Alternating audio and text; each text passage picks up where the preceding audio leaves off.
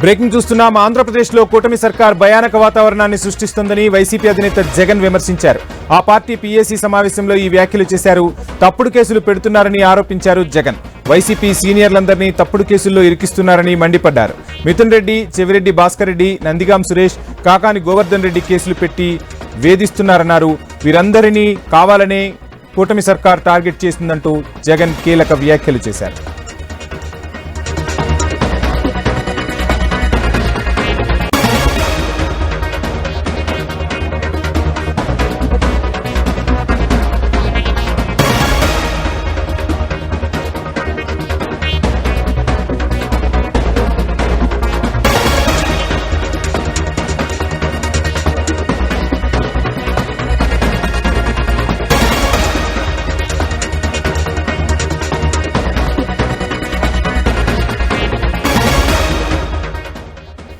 Party తరపున త్వరలో app అందుబాటులోకి తీసుకొస్తామని జగన్ తెలిపారు.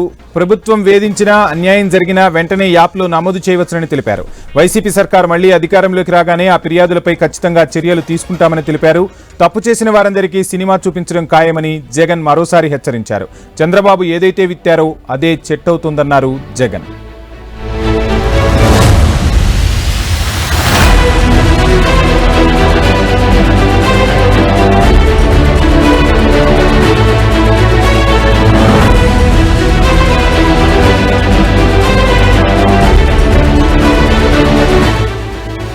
ఇక జగన్ భద్రతపై వైసీపీ నేతలు ఆందోళన వ్యక్తం చేశారు. వైసీపీ పీఏసీ సమావేశంలో పలు అనుమానాలు లేవనెత్తారు.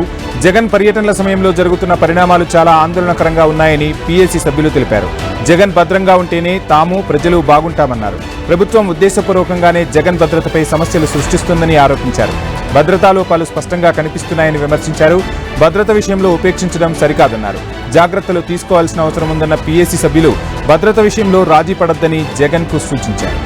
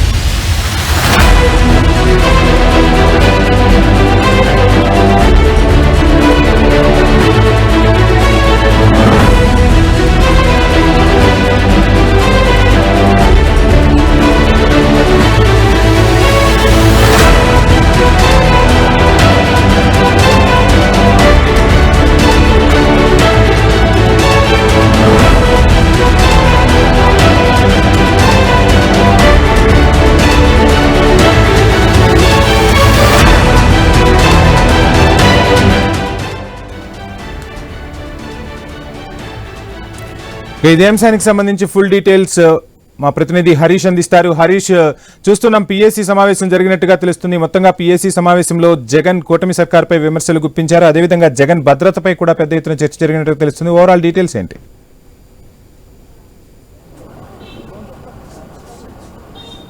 వంశీ, కొద్దిసేపటి క్రితం వైఎస్ఆర్ కాంగ్రెస్ పార్టీ పీఏసీకి సంబంధించినటువంటి సమావేశం ముగిసింది. ఈ సమావేశంలో జగన్ కీలకమైనటువంటి కామెంట్స్ చేశారు. ప్రధానంగా చూసుకుంటే కనుక ఇప్పటి వరకు కూడా వేధింపులకు సంబంధించి, అదేవిధంగా అక్రమ అరెస్టులకు సంబంధించి, రాజకీయ కక్ష సాధింపులు చర్యలకు సంబంధించినటువంటి అంశాలపైన వేగంగా అత్యంత కీలకమైనటువంటి కామెంట్స్ చేసినటువంటి సిచ్యువేషన్ కనిపిస్తుంది. ఎందుకంటే ఇప్పటి వరకు ఉన్నటువంటి పరిస్థితులు ఒక ఎత్తుకి రాబోయేటువంటి రోజుల్లో పూర్తిగా కార్యకర్తని అండగా నిలబడటం, కార్యకర్త కోసం పనిచేసేటువంటి సిచ్యువేషన్స్లో పూర్తిగా ఒక యాప్ని తీసుకురావడం ద్వారా, ఒక మొబైల్ యాప్ని తీసుకురావడం ద్వారా అందులోనే పూర్తి స్థాయి వివరాలు, ఆధారాలతో సహా వేధింపులకు పాల్పడటం కానీ, కక్ష సాధింపు చర్యలకు పాల్పడటం కానీ, ఇతరత్ర ఉన్నటువంటి ఒత్తిళ్లు తీసుకొచ్చేటువంటి ప్రయత్నం చేసినప్పటికీ వాటన్నిటిని కూడా పూర్తిగా యాప్లో అప్లోడ్ చేస్తే వాటన్నిటిని కూడా తిరిగి ప్రభుత్వం అధికారంలోకి వచ్చిన తర్వాత వాటికి సంబంధించినటువంటి అంశాలపైన విచారణ చేయించి తగినటువంటి రీతిలో చర్యలు తీసుకునే విధంగా ముందుకు వెళ్ళేటువంటి క్రమంలో కార్యకర్తలని పూర్తిగా అండగా ఉంటామంటూ జగన్ చేసినటువంటి కామెంట్స్ కూడా ఒక రకంగా